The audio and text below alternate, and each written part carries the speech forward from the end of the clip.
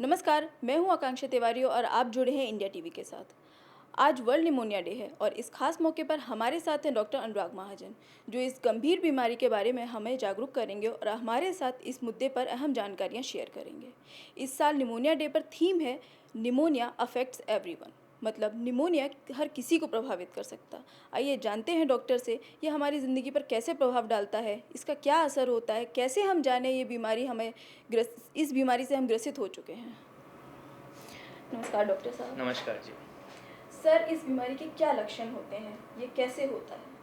देखिए, निमोनिया आमतौर पर जब होता है तो पहले सिम्टम जो अगर बोलें तो सबसे पहले तेज़ बुखार, ठंड लग के आना, ये एक कॉमन फीचर है इसका।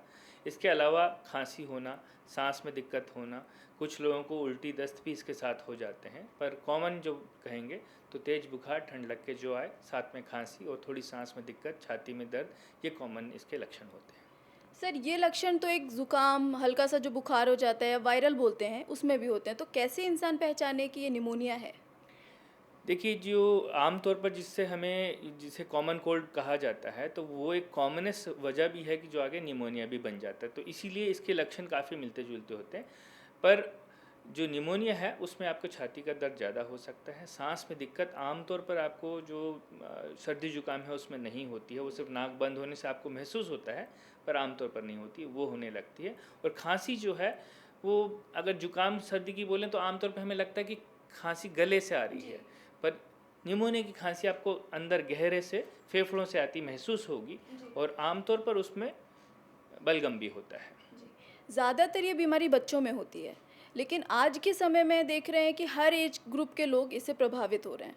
तो बच्चों से ये हर एज ग्रुप तक कैसे पहुंच रही है? मतलब अब ज़्यादातर देख रहे हैं हम बुज़ुर्गों में भी ये होता है। देखिए, ऐसा नहीं है कि निमोनिया सिर्फ बच्चों में होती है, ये एक किस्म की भ्रांति है। निमोनिया हर एज ग्रुप में हो सकती है। हाँ, ये पक्का है कि ये छोटी उम्र यानी कि बच्चों और जो ज़्यादा उम्र के हैं बुजुर्ग, उनमें ज़्यादा होती है। ज़्यादा अब यंग एज में क्यों हो रही है, उसकी एक तो वजह आजकल का जो वातावरण है वो एक बहुत बड़ी वजह है। हम लोगों का अपने शरीर के प्रति जो जागरूकता है वो कम हो गई है। जो हम कहें अपना न्यूट्रिशन है वो काफ़ी कमज़ोर हो रखा है। हमारे रोज़मर्रा की जो जीवन की शैलियाँ हैं वो बहुत बदल चुकी हैं। सोने उठने के समय बहुत बदल चुके हैं। खान पान में बदलाव बहुत ज़्यादा है। इस सब ने कहीं ना कहीं इसको बढ़ाने में योगदान दिया है।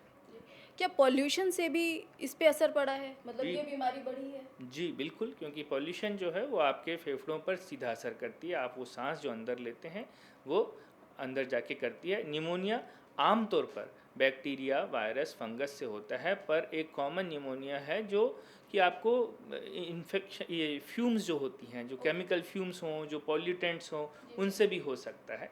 क्योंकि निमोनिया बेसिकली एक किस्म से आपके लंग का यानी फेफड़ों का इन्वॉल्वमेंट है।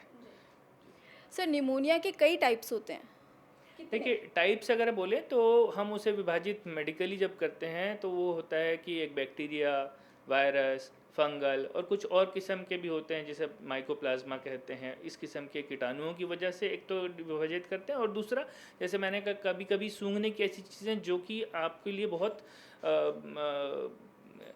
एक किस्म से पॉइजन होती हैं लंग्स के लिए, जैसे टॉक्सिक फ्यूम्स होती हैं, उनसे भी निमोनिया हो जाता है। Even kerosene oil, diesel oil अगर बहुत मात्रा में सूंघ लिया जाए, उससे भी आपको निमोनिया हो जाता है। तो इसी विषय में मैंने कहा था कि इवन पॉल्यूटेंट्स जो हैं वो भी आपके निमोनिया में कंट्रीब्यूट कर सकते हैं। जो आपने अभी बताया ये तो शायद जानकारी किसी को नहीं पता होगी कि ये इनसे भी। आम तौर पर ये बहुत मेडिकल जानकारी है, जी। पर ये एक है बात जो होनी चाहिए पता लोगों को। जी। बहुत कुछ ऐसे प्रोफेशन हैं जिनमें लोगों को इन किस्म की फ्यूम्स के फिर साथ काम से। करना जी। पड़ता है और उनमें निमोनिया होता है, तो ओके। वो ये उस वजह से होता है। क्या अस्थमा से पीड़ित लोगों में इस निमोनिया ज़्यादा होने के चांसेस रहते हैं? एक तो अस्थमा और उससे संबंधित जिसे ब्रोंकाइटिस कहा जाता है, उसमें थोड़ा सा फ़र्क होता है। अस्थमा आमतौर पर इन्फेक्शन के साथ नहीं होता है, पर अस्थमेटिक पेशेंट्स चूँकि कई किस्म की दवाओं पे कई बार रहते हैं, तो हाँ, इनकी संभावना ज़्यादा होती है। पर अस्थमा से भी ज़्यादा ब्रोंकाइटिस के जो पेशेंट होते हैं उनमें निमोनिया की संभावना बहुत अधिक होती है।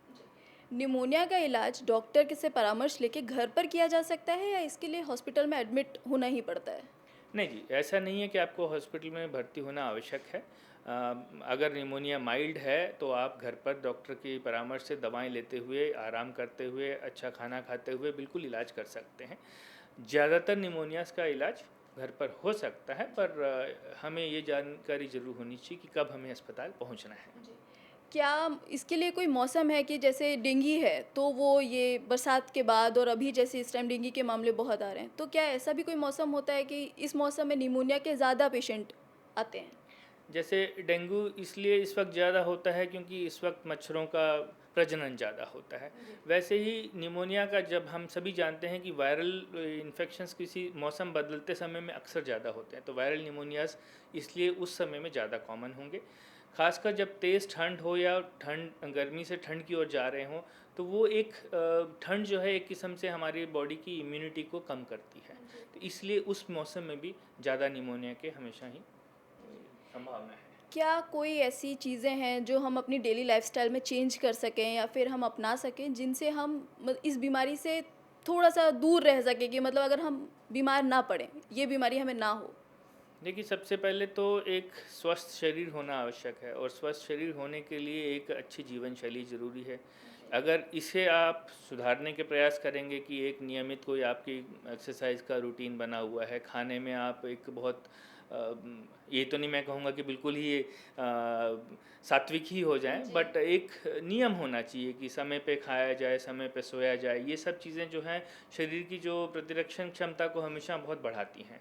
इनके ना होने से निमोनिया के संभावनाएं बढ़ती हैं। तो अगर हम किसी प्रकार का हल्का फुल्का व्यायाम करते रहें, अगर हम अपने शरीर में पानी की मात्रा अच्छी रखें, अगर हम अब ऐसा खाना खाते हैं जो हमारे शरीर को, जैसे प्रोटीन होता है, प्रोटीन जो है वो हर किस्म से ही प्रतिरक्षण को बढ़ाता है, तो एक अच्छी प्रोटीन डाइट जो है वो हमेशा हमें इसमें मदद करेगी स्वस्थ रहने में, और एक स्वस्थ शरीर जो है वो निमोनिया को आपसे दूर रखेगा।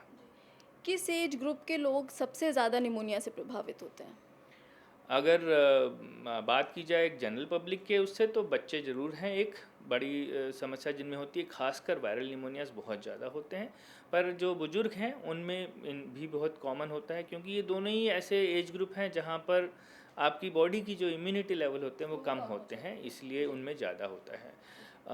बीमारियां बढ़ रही हैं, डायबिटीज़ और बहुत किस्म के ट्रांसप्लांट्स भी किस्म के हो रहे हैं, तो वो किसी भी उम्र का व्यक्ति होगा, ऐसे व्यक्ति जिनको बहुत सारी बीमारियां हों, वो हमेशा इस निमोनिया के लिए भी ज़्यादा खतरे में रहेंगे। शुगर पेशेंट, हार्ट के जो पेशेंट हैं, इनको ये निमोनिया होने का खतरा ज़्यादा बढ़ जाता है। बिल्कुल होता है जी, बिल्कुल होता है। बच्चों को इस बीमारी से कैसे बचाया जा सकता है? बचाव वहीं फिर से आएगा। एक तो पहले अच्छा हमारा न्यूट्रिशन होना, दूसरा ऐसी जगहों पे बच्चे ना जाएं जहां पर बहुत ज़्यादा भीड़ भाड़ हो और लोग बीमार हों। इसीलिए एक कॉमन चीज़ है जब बहस होती है अस्पतालों में कि क्यों 12 साल से बच्चे कम के बच्चों को नहीं अस्पताल में आने दिया जाता, क्योंकि उनकी अपनी इम्यूनिटी कम है और वहाँ पे इन्फेक्शन के मरीज होते हैं। तो ऐसी जगहों पे बेवजह ना जाएं जहाँ पर कि भीड़ इकट्ठा हो और बीमार लोग हो सकते हैं, वहाँ से बचा जाए।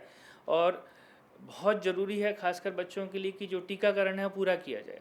ऐसे बहुत सारे निमोनिया हैं जो बच्चों में बचाए जा सकते हैं अच्छा टीकाकरण की वजह से, तो ये ज़रूर होना चाहिए। अगर किसी के बचपन में निमोनिया का टीकाकरण नहीं हुआ है, तो क्या जवान होने पर भी इसका कोई टीकाकरण होता है जो हर हर एज ग्रुप के लिए हो? जी देखिए, सब किस्म के निमोनिया के लिए तो टीके नहीं उपलब्ध हैं, पर हाँ कुछ चीज़ों के लिए जैसे उपलब्ध हैं, इन्फ्लुएंजा का हो गया, न्यूमोकॉकल का हो गया, जिन्हें समय समय पर लिया जा सकता है। बचपन ज़रूरी है, हो जाए ना भी हो तो ये किसी भी उम्र में लिया जा सकता है। और इन्फ्लुएंजा का तो टीका तकरीबन हर साल हमें एक नियत समय पर लेना चाहिए ताकि शरीर उससे बच सके। निमोनिया अगर हो गया है और इसका इलाज हमने स्टार्ट कर दिया है, तो एक संभावित समय कि ये कितने दिनों में ठीक हो सकता है? आमतौर पर 7 से 10 दिन तो एक माइल्ड निमोनिया को भी लग जाते हैं, हल्का अगर निमोनिया का असर हो तब भी लग जाते हैं। 2 हफ्ते से लेके 4 से 6 हफ्ते आमतौर पर लग जाते हैं पूरी तरह ठीक होने में। ये उस पर निर्भर करेगा कि निमोनिया कितना सीवियर है, कितने ज़्यादा असर किया है उसने फेफड़ों पर। निमोनिया के बारे में कई लोगों की कई भ्रांतियाँ होती हैं कि मतलब बच्चों के बारे में या फिर कोई जवान भी है जिन्हें हो जाता है तो पता नहीं चलता है, घर में लोग बोल देते हैं कि अभी तो वायरल है या तुमको ज़ुकाम है। कहीं कहीं इतनी ज़्यादा सीरियस प्रॉब्लम हो जाती है कि लोगों की डेथ तक हो जाती है इससे। 2009 के बाद वर्ल्ड निमोनिया डे मनाया जा रहा है, जिसकी वजह है कि लोगों को इसके बारे में जागरूक किया जा सके। तो आप लोगों को, दर्शकों को हमारे कैसे जागरूक करेंगे कि क्या वो करें अपनी लाइफ़स्टाइल में, या फिर क्या वो चीज़ें अपनाएँ जिनसे वो इस गंभीर बीमारी से बच सकें? इसे 2 हिस्से में बाँटते हैं। पहली बात ये कि अगर आपको निमोनिया हो जाए तो एक तो पहले आपको पता नहीं होगा। जैसे आपने सबसे पहला सवाल पूछा था कि सर्दी, खांसी, जुकाम के भी लक्षण काफ़ी सिमिलर होते हैं। हाँ। पर हम ये सभी जानते हैं कि ये सर्दी, खांसी, जुकाम अगर मौसमी होता है तो 3 से 5 दिन में आमतौर पे ठीक हो जाता है। जी। जो चीज़ ठीक नहीं हो रही है या समय के साथ और ख़राब हो रही है, उस समय हमेशा बेहतर होगा कि आप किसी अस्पताल या डॉक्टर के पास जाएं और एक सही राय लें। तो सबसे ज़रूरी चीज़ तो ये है।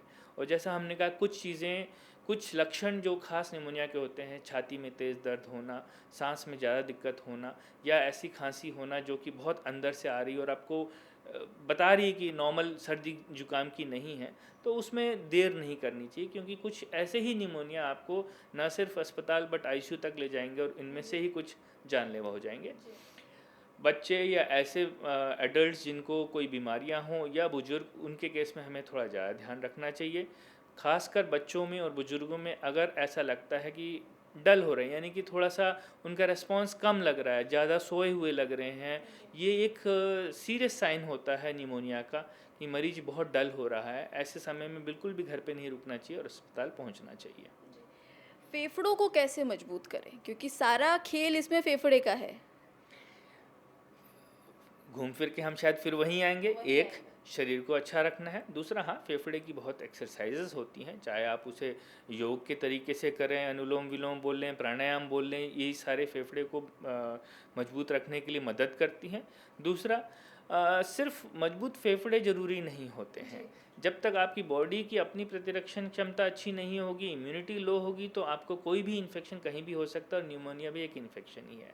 तो उससे बचने के लिए एक अच्छा नियमित आपकी रोज़मर्रा का जो जीवन शैली है वो रहे। खाने पीने पे बार बार हम ध्यान दें। अगर मैं कहूँ अपने बचपन की बात, तो बहुत सादा सा खाना था, पर बहुत उसमें फिजिकल एक्टिविटी भी थी, दौड़ना भागना भी था, हम लोग सभी कुछ कर लेते थे। लेकिन आजकल कोरोना के बाद से बच्चे अब घर में कैद हैं। बिल्कुल। तो ये एक वजह है कि हमें, एक तो अब उसका डर थोड़ा कम है, दूसरा और भी ऐसे तरीके हैं जिसमें हम एक्सरसाइजेज नहीं तो बहुत डांसेस हैं जिसमें कि आपको अपनी बॉडी को बहुत सांस को करना पड़ता है। आप अपने सिंगिंग है जो बहुत कुछ रिलेटेड टू आपकी ब्रीदिंग एक्सरसाइज से है। तो ऐसी बहुत सारी एक्टिविटीज़ हैं जो एंटरटेनमेंट के हिसाब से भी हैं, पर आपकी बॉडी को बहुत फिट रख सकती हैं, जो आप कमरे में रह के भी कर सकते हैं। तो कोरोना एक वास्तविकता है, और उस वास्तविकता को एक ऐसा सच मान के कि हम इसकी वजह से बीमार हो रहे हैं, ये सही नहीं होगा। उसे अपनी जगह पे रहने दें। आप घर में रहते हुए हर किस्म के योगा के एक्सरसाइज कर सकते हैं, आप घर में रहते हुए डांस कर सकते हैं, सिंगिंग कर सकते हैं, ब्रीदिंग एक्सरसाइज कर सकते हैं। ये करते रहना चाहिए। उम्मीद है निमोनिया के बारे में डॉक्टर से मिली जानकारी से आपको फ़ायदा होगा। आप भी ये जानकारी दूसरों तक पहुंचाएं और लोगों को इसके बारे में जागरूक करें। आप हमारे इस वीडियो को ज़्यादा से ज़्यादा शेयर करें ताकि इस बीमारी से हर एक इंसान सतर्क रह सके। फिलहाल के लिए इतना ही। ऐसी तमाम खबरों के लिए जुड़े रहें इंडिया टीवी के साथ। हमारे यूट्यूब चैनल को सब्सक्राइब करें। बाकी सोशल मीडिया अकाउंट हमारे ट्विटर, फेसबुक और इंस्टाग्राम को फॉलो करें।